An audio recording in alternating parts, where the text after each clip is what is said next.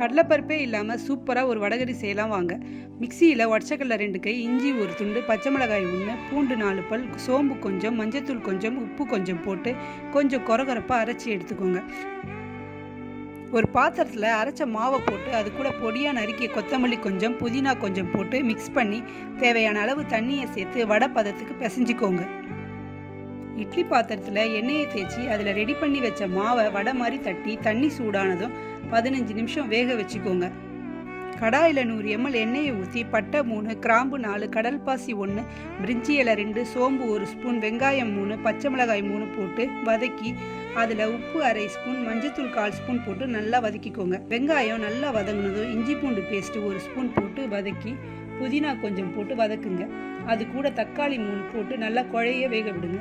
தக்காளி நல்லா வதங்கினதும் 1/2 ஸ்பூன் மிளகாய்த்தூள், 1/2 ஸ்பூன் தனியாத்தூள், 1 ஸ்பூன் குழம்பு மிளகாய்த்தூள் போட்டு வதக்கி சிம்மில் மூடி வைங்க. வடகரி மாவு வெந்ததும் நல்லா ஆற விட்டு எடுத்துக்கோங்க.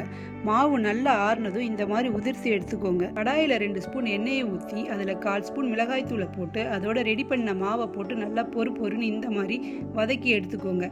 வெங்காயம் தக்காளி எண்ணெய் பிரிஞ்சு வந்ததும் வறுத்து வச்ச மாவை போட்டு நல்லா மிக்ஸ் பண்ணி நல்லா மிக்ஸ் ஆனதும் 1 சொம்பு தண்ணியை ஊற்றி நல்லா மிக்ஸ் பண்ணுங்க. அது கூட கரம் மசாலா 1/2 ஸ்பூன், சோம்பு 1/2 ஸ்பூன், புதினா கொஞ்சம் போட்டு 10 நிமிஷம் மூடி வைங்க. எண்ணெய் பிரிஞ்சு வந்ததும் 1/2 ஸ்பூன் உப்பு போட்டு கொத்தமல்லி தூவி இறக்கினா நல்லா டேஸ்டியான வடகரி ரெடி. கடலைப்பருப்பு சாப்பிட்டா வாயு அஜீரணம் சாப்பிடாம இருக்க பெரியவங்க கூட இந்த மாதிரி வடகரி செஞ்சு கொடுத்தா சூப்பராக சாப்பிடுவாங்க.